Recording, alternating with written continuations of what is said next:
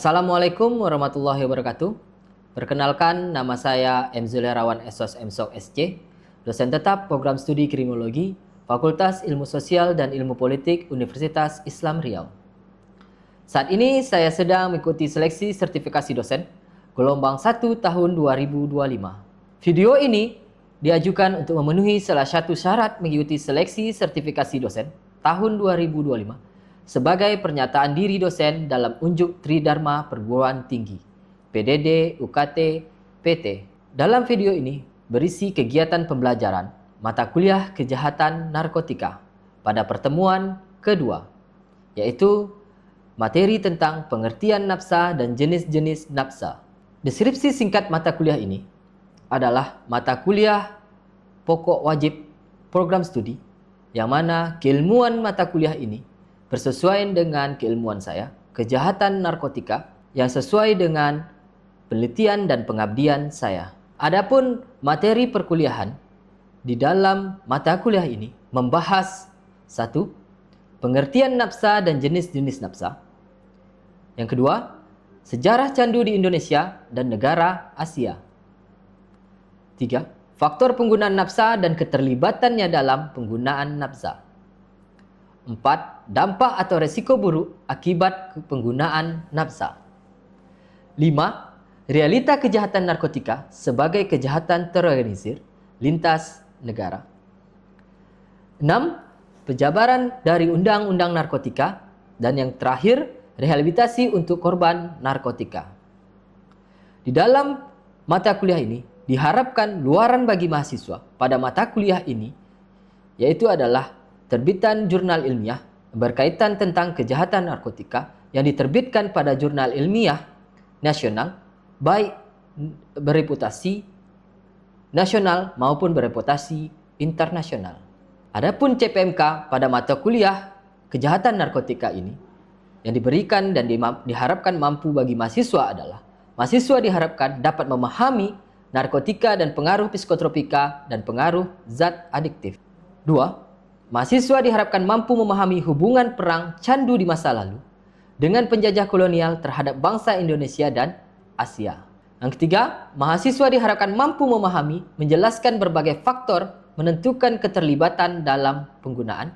Yang keempat, mahasiswa diharapkan mampu memahami dan menjelaskan berbagai dampak atau risiko buruk akibat penggunaan narkoba. Kelima, mahasiswa diharapkan mampu menjelaskan realita kejahatan narkotika sebagai kejahatan terorganisir lintas negara. Adapun kompeten utama dalam proses perkuliahan ini adalah Delivery Interaction Assessment atau biasa disingkat DII. Untuk delivery, saya memberi materi serta RPS yang dapat diunduh pada laman LMS Cerdas UIR, serta presentasi interaktif yang dilakukan secara tatap muka untuk mendukung pemahaman mahasiswa. Media pembelajaran didukung oleh video quiz interaktif pada Quizzy sebagai media pendukung serta pengumpulan tugas dengan Google Classroom. Interaction melibatkan komunikasi dua arah meliputi diskusi, tanya jawab, dan refleksi bersama. Pada tahap asesmen melalui quiz, tugas individu, dan penilaian sikap serta keterampilan sesuai dan ditambah penilaian akhir berupa UTS dan UAS. Adapun metode pembelajaran yang saya gunakan yaitu adalah metode pembelajaran Project Based Learning dengan metode presentasi interaktif, demonstrasi praktik, kolaborasi kelompok, dan respon kreatif.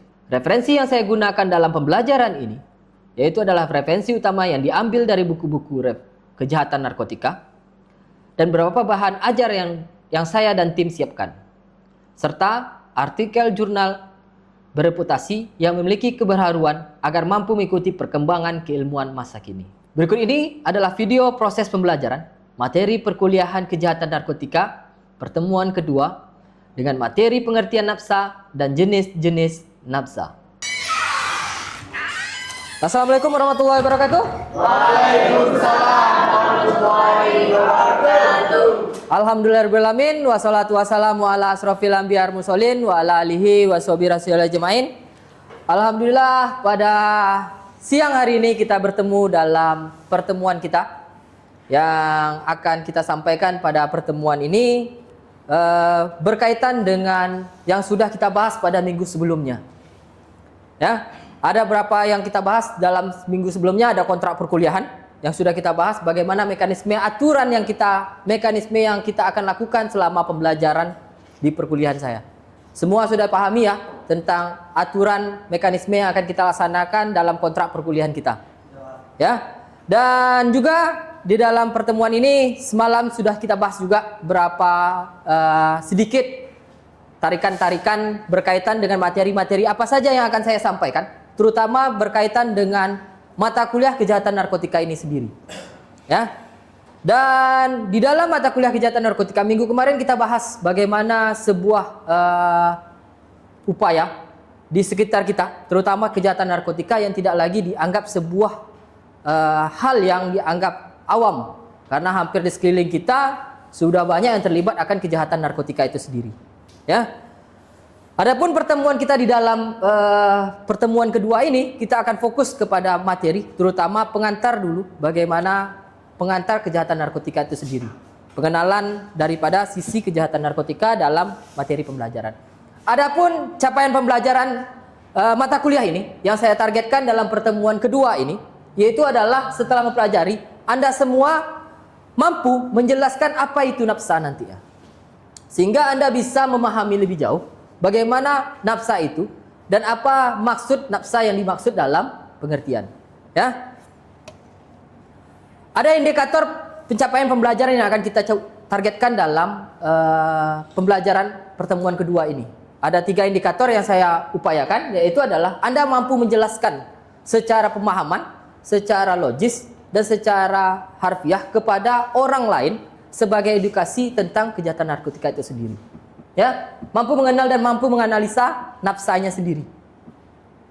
Dan juga mampu menganalisa pola dan bentuk nafsa itu sendiri. Jadi ada bola-bola dan bentuk apa itu nafsa, apa itu psikotropika, narkotika, dan zat adiktif yang akan kita bahas lebih dalam pertemuan pada hari ini. Ya. Ya, sebelum kita mulai, saya akan bertanya apa itu nafsa. Karena saya sudah menjelaskan banyak tentang bahasa tentang nafsa, maka saya akan coba balikkan. Apa itu nafsa? Kira-kira ada yang bisa jawab apa itu nafsa? Pak, Ya. nafsa itu panjangannya narkotika, psikotropika, zat adiktif. Ya, betul. Narkotika, psikotropika, dan zat adiktif itu adalah singkatan nafsa yang selalunya kita gunakan bahasa, baik itu dalam akademis dan dalam medis. Meskipun di dalam masyarakat kita lebih kenalnya adalah narkoba, narkotika, tetapi nafsa sendiri dia akan membahas bagaimana narkoba itu dibagi menjadi 3 klasifikasi. 3 klasifikasi tadi itu adalah narkotika, psikotropika, dan zat adiktif lainnya. Yang akan menjadi fokus pertemuan kedua kita ini, yang menjadi pengantar daripada kejahatan narkotika itu sendiri.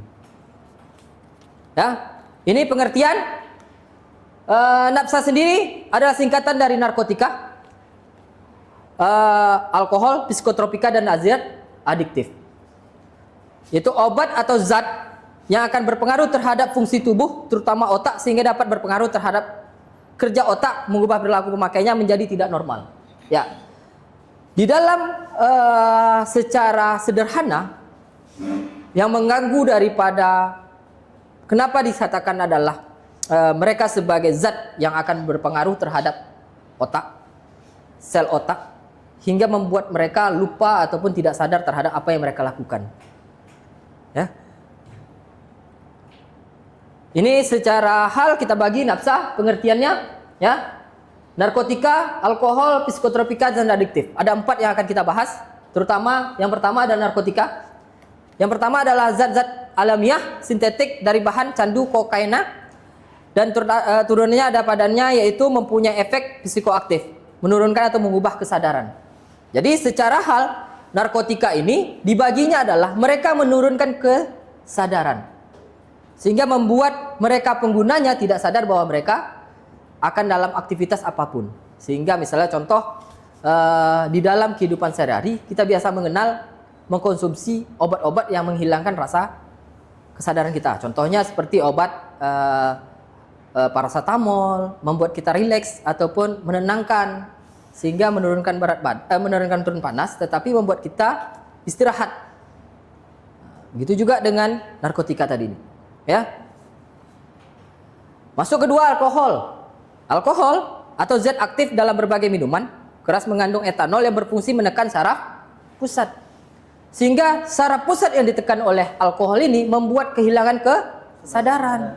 Tidak bisa berpikir secara logis dan baik. Sehingga sulit untuk mereka bisa melakukan aktivitas-aktivitas yang normal. Lanjut ke psikotropika. Psikotropika zat atau obat alamiah maupun sintetis bukan narkotika yang berkhasiat psikoaktif, membuat penggunanya aktif. Ya, sehingga mereka menggunakan ini menjadi aktif. Apakah mereka mempunyai kehilangan kesadaran?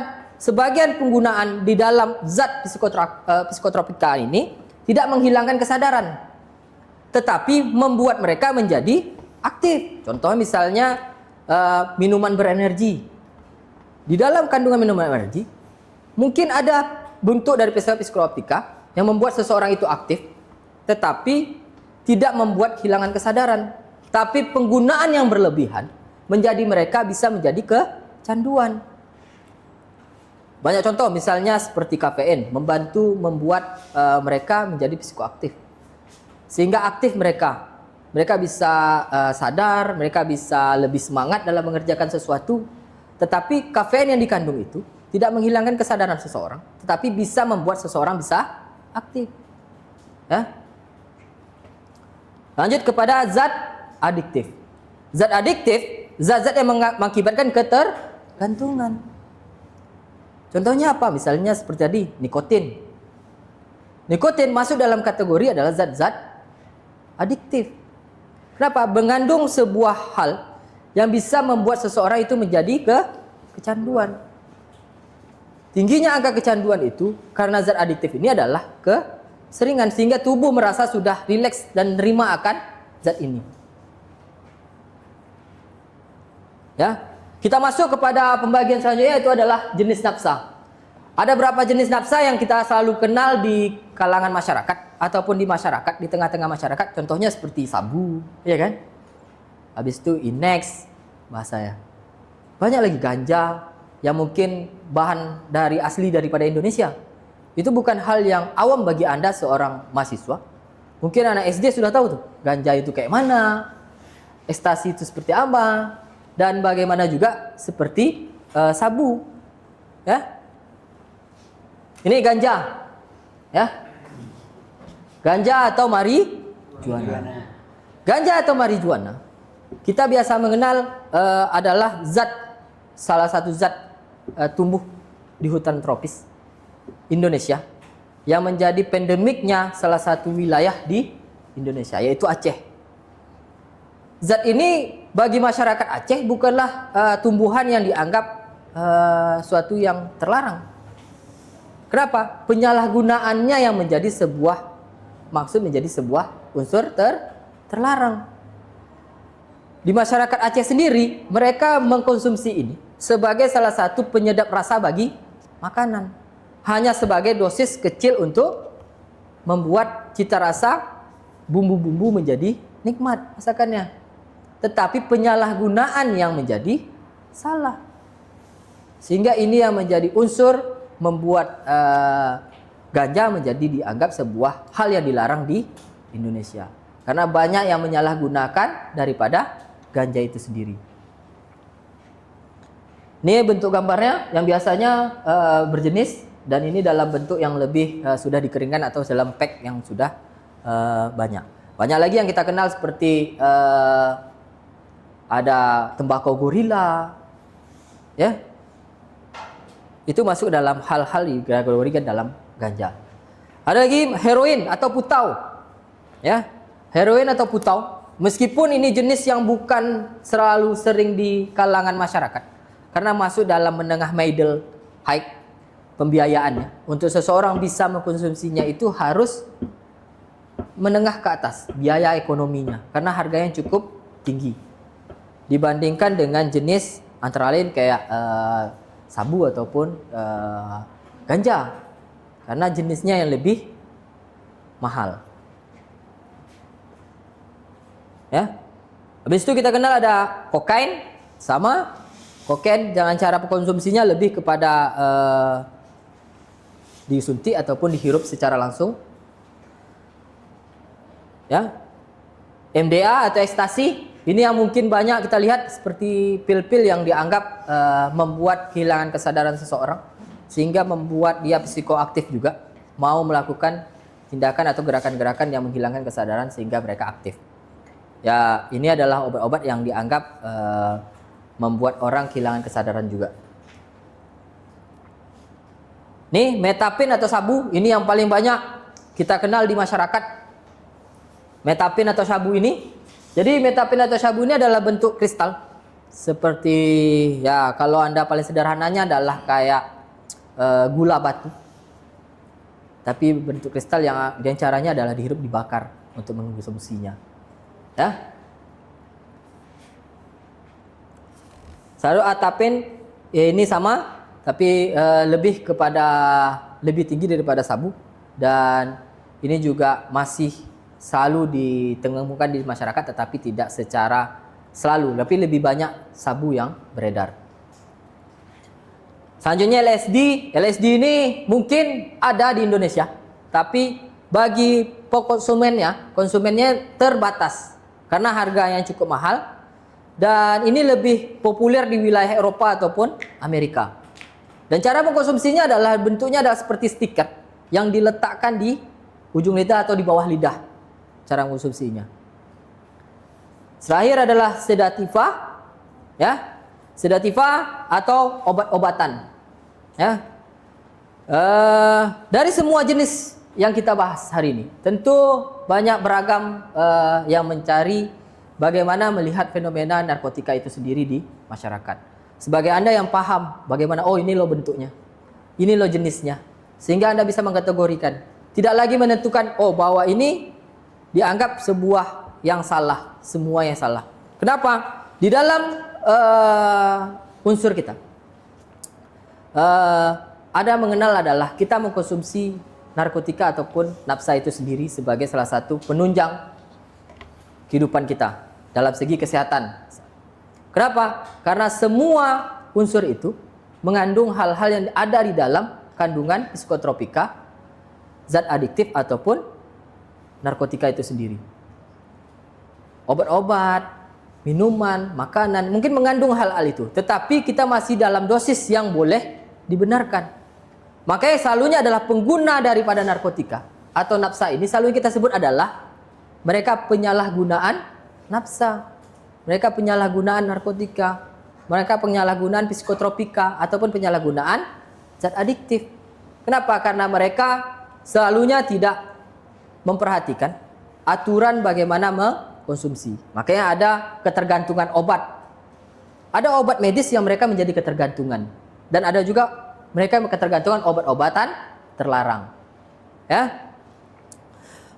Kira-kira sampai di sini ada yang ingin bertanya berkaitan dengan penjelasan apa yang dikatakan nafsa dan jenis-jenis nafsa itu sendiri. Ada? Kira-kira? Tidak ada? Kalau tidak ada saya rasa Anda paham karena mungkin ini adalah bukan sebuah materi yang baru dan bukan baru yang Anda kenal. Kenapa? Karena ini adalah materi yang mungkin diajarkan disosialisasikan mulai dari anak SD sampai anak SMP dan SMA. Sudah masuknya ke ranah SMP dan SMA. Karena peredaran gelap narkotika itu bukan lagi mencangkup hanya sebatas masyarakat pekerja, kalangan mahasiswa, tapi sudah sampai ke ranah SMP dan SMA. Ya, oke, itu materi pertemuan saya pada pertemuan kedua ini. Next kita akan bahas bagaimana pencegahan penyalahgunaan pada pertemuan selanjutnya nanti ke depan. Tapi sebelum itu, nanti saya akan bagikan Anda sebuah tugas untuk Anda mendiskusikan kelompok. Ya, Anda coba untuk buat kelompok. Ya, minggu sebelumnya nanti saya mau lihat sejauh mana analisis Anda, sampai mana materi yang Anda akan coba pahami setelah saya sampaikan tentang pemahaman tentang narkotika. Ini ada satu kasus yang ditangani oleh Polda Riau yang mendapati tentang kejahatan narkotika. Nanti Anda buat dalam bentuk paperwork, ya, kertas kerja yang baik. Terus analisis kasusnya dan sejauh mana pemahaman Anda dalam analisis kasusnya. Saya mau lihat bagaimana refleksi nanti kita di minggu depan, ya, pertemuan selanjutnya. Dan presentasikan di depan teman-teman kamu nanti. Kita akan coba presentasi bagaimana pemahaman biar semuanya bisa berdiskusi dan mengerti apa yang secara paham atau secara harfiah pemahamannya tentang tugas ini, ya. Oke, sebelum saya tutup, ini adalah sebuah kiasan tentang haramnya narkoba atau narkotika, psikotropika yang berkaitan dengan Islamiyah dan dakwahiyah kita di dalam pertemuan setiap kelas, ya, bahwa di dalam surah Al-Baqarah ayat 115, janganlah kamu menjatuhkan dirimu sendiri ke dalam kebinasaan. Ingat, jangan jatuhkan diri kamu kebinasaan karena itu akan merugikan dirimu sendiri. Dan juga dalam surah An-Nisa, dan janganlah kamu bunuh dirimu, sesungguhnya Allah adalah Maha Penyayang padamu. Ya. Next, bahwa ayat di atas sudah menunjukkan dan menentukan bahwa haramnya penggunaan narkotika dan penyalahgunaan narkotika itu sendiri. Ya. Tetap ke depan, jangan lupa minggu depan kita masuk dan usahakan sampaikan ke kawan kelas hari ini bahwa Anda harus absen juga di cerdas dan juga di absen ini. Nanti saya akan cek di cerdas Anda tentang absen Anda yang hadir. Kira-kira tadi yang baru WhatsApp saya bahwa ada 2 orang yang tidak hadir karena izin berhalangan. Tapi nanti kita coba Anda share hasil kajian kita hari ini dan diskusi kita hari ini untuk Anda bisa bagikan biar mereka tidak merasa tertinggal dalam materi nanti ke depannya. Ya. Dan juga karena itu ada nanti tugas kelompok, jangan tinggalkan pula mereka yang berdua tadi. Ya, rangkul dan bawa mereka agar mereka sama-sama selesainya. Oke, tetap semangat. Ingat kondisi cuaca yang saat ini masih kondisi ekstrim. Jadi jaga kesehatan, jangan sampai Anda sakit. Tadi kondisi teman Anda sakit, tidak hadir. Maka jaga kesehatan, jaga fisik, ya, biar tidak terganggu dalam perkuliahan. Ya, demikian. Sampai jumpa minggu depan. Ingat, minggu depan kita akan bahas kelanjutan materinya dan pelajari lagi, terutama melihat bagaimana upaya pencegahan yang akan dilakukan. Ya, demikian. Wabillahi taufiq hidayah. Assalamualaikum warahmatullahi wabarakatuh. Waalaikumsalam warahmatullahi wabarakatuh. Sekian video proses pembelajaran untuk mata kuliah kejahatan narkotika pada program studi Kriminologi Fakultas Ilmu Sosial dan Ilmu Politik Universitas Islam Riau. Video ini digunakan sebagai salah satu syarat penyusunan dokumen pernyataan diri dosen dalam unjuk kerja Tridharma Perguruan Tinggi PDD UKT PT. Akhir kata saya ucapkan wabillahi taufiq hidayah. Assalamualaikum warahmatullahi wabarakatuh.